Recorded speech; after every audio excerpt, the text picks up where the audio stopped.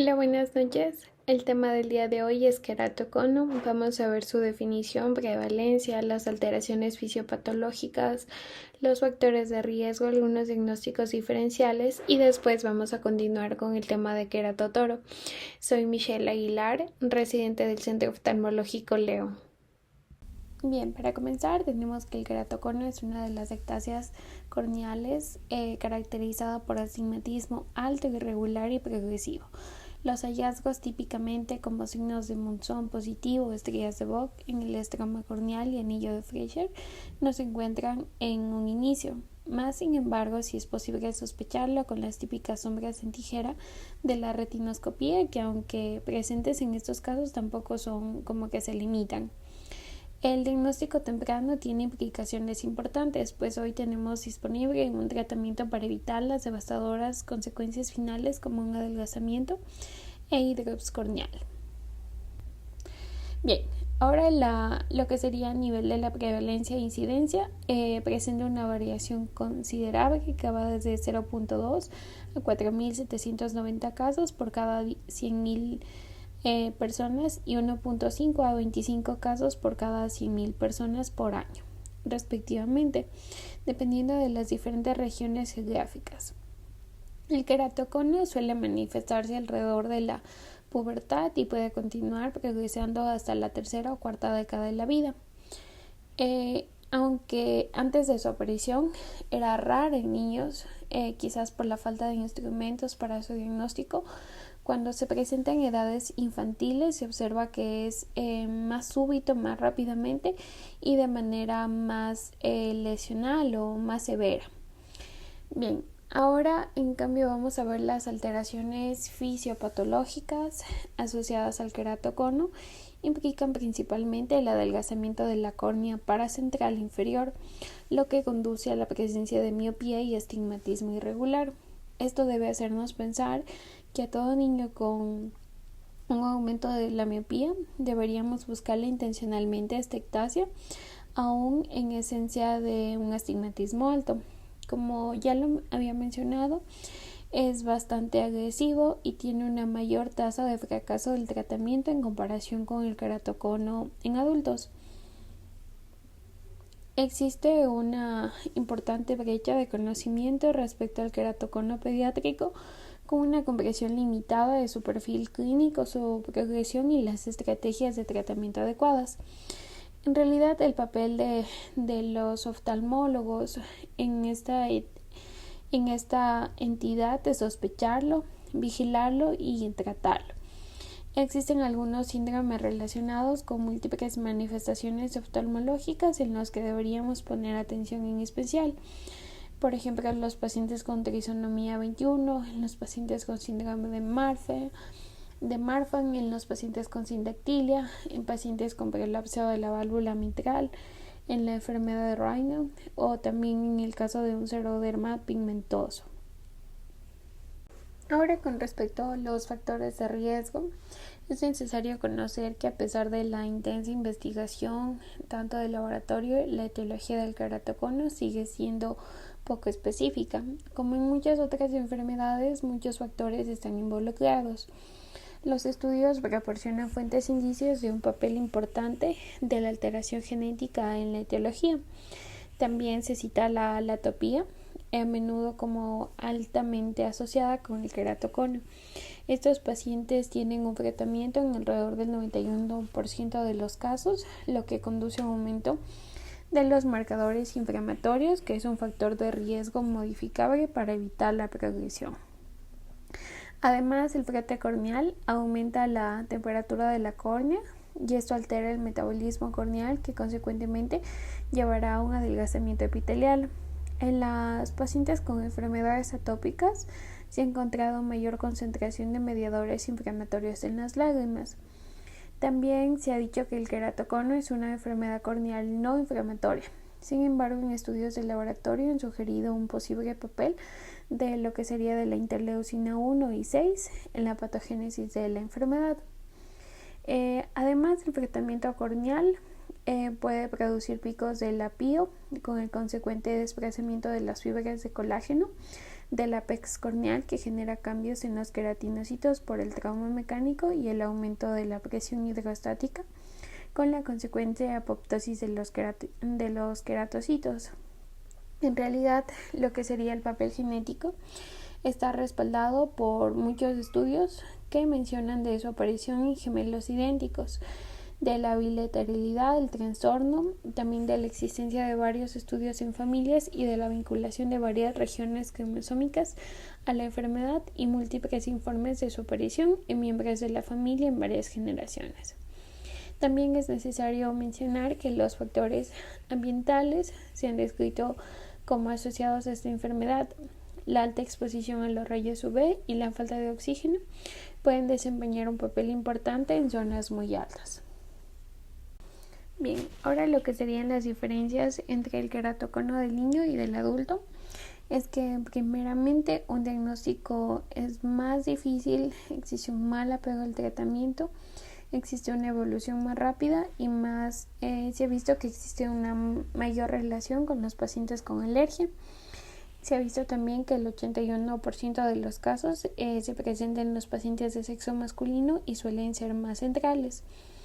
La sospecha fundamentalmente deberíamos tenerla cuando existe una historia familiar, dificultad de la lectura, datos de alergia, cambios comunes o cambios frecuentes en la refracción, también que nos mencione deslumbramiento, halos, diplopía y si tienen dificultad para alcanzar la mejor visión para su edad.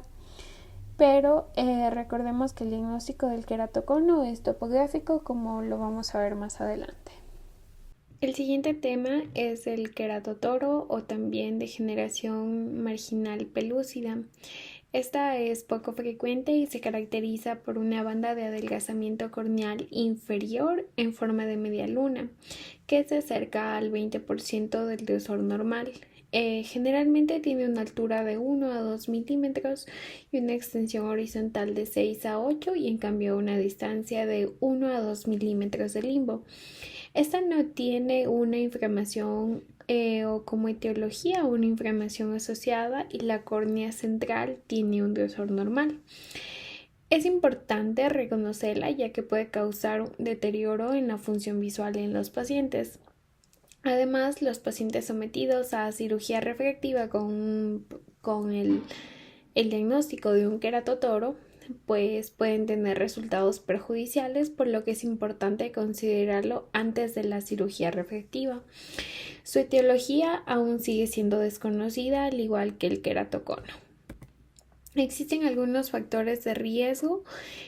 Sabemos que esta degeneración suele estar dada en la segunda y la quinta década de la vida. No tiene una predilección sexual ni racial y no parece ser hereditario, pero se ha observado astigmatismo de moderado a alto en las familias con pacientes afectados. Un caso reciente se vio que en estos pacientes coexistía con la plana córnea en un individuo con una mutación en quera, lo que puede implicar a quera en el desarrollo del queratotoro. En las pacientes con queratotoro, pues se ha visto que las anomalías histopatológicas se asemejan al del queratocono. Histológicamente, en estos pacientes muestran un área de adelgazamiento estromal del epitelio, endotelio y la membrana de Descemet normales. Sin embargo, tienen ausencia o ruptura de la membrana de Bowman, es decir, una ruptura focal. Existe depósitos de lípidos que suelen estar ausentes y hay ausencia fundamental del estroma rico en mucopolisacáridos. Se ha visto que en la microscopía electrónica de las regiones delgadas revela áreas electrodensas inusuales de colágeno fibroso de espaciamiento largo, con una periodicidad de 100 a 110, mientras que el colágeno normal pues, es de 60 a 64.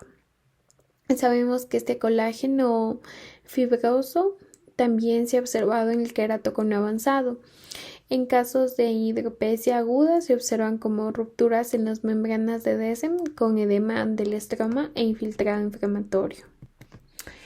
Parte de la fisiopatología es que no se ha determinado exactamente cómo se genera, sin embargo se piensa que es secundaria a anomalías del colágeno similares al queratocono.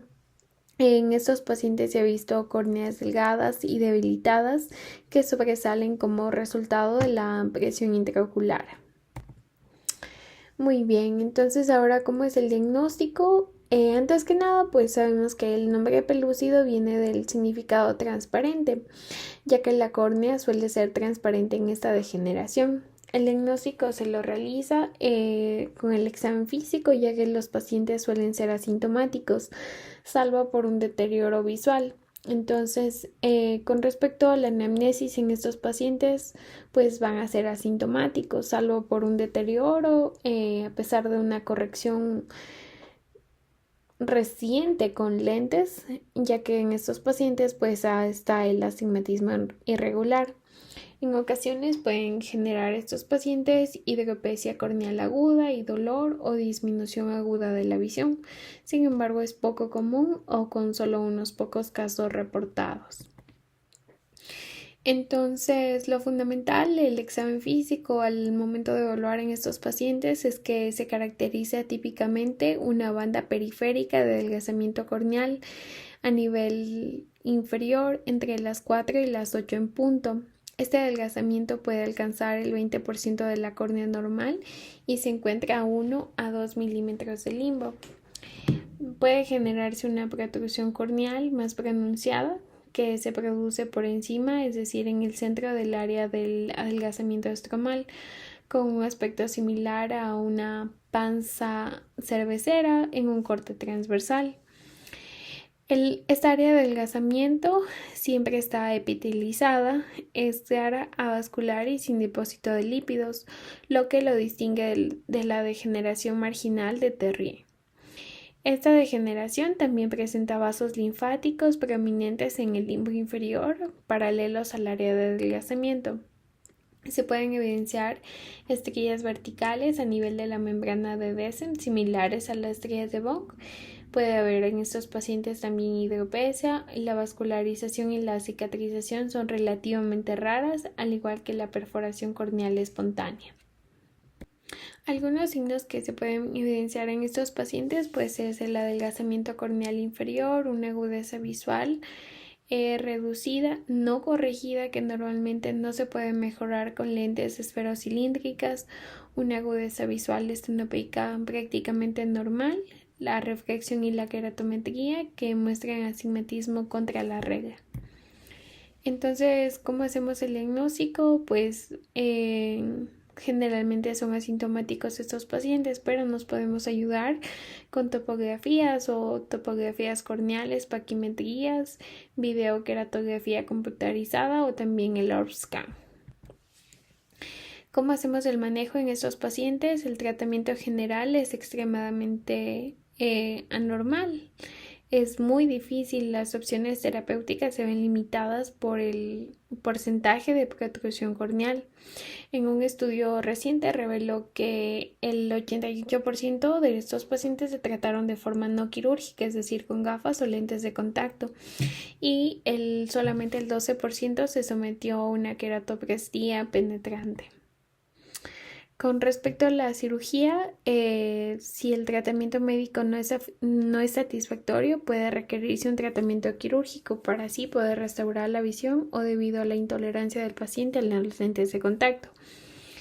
Tradicionalmente, este tratamiento quirúrgico ha sido la queratoplastia penetrante. Sin embargo, para estos pacientes se requieren injertos de queratoplastia penetrante de más o menos unos 9 milímetros o más, que sean descentrados inferiormente para casos con alta ectasia. Entonces, el tamaño del injerto y su ubicación cerca del limbo aumentan el riesgo de vascularización y rechazo del injerto corneal, lo que supone pues un mayor desafío quirúrgico.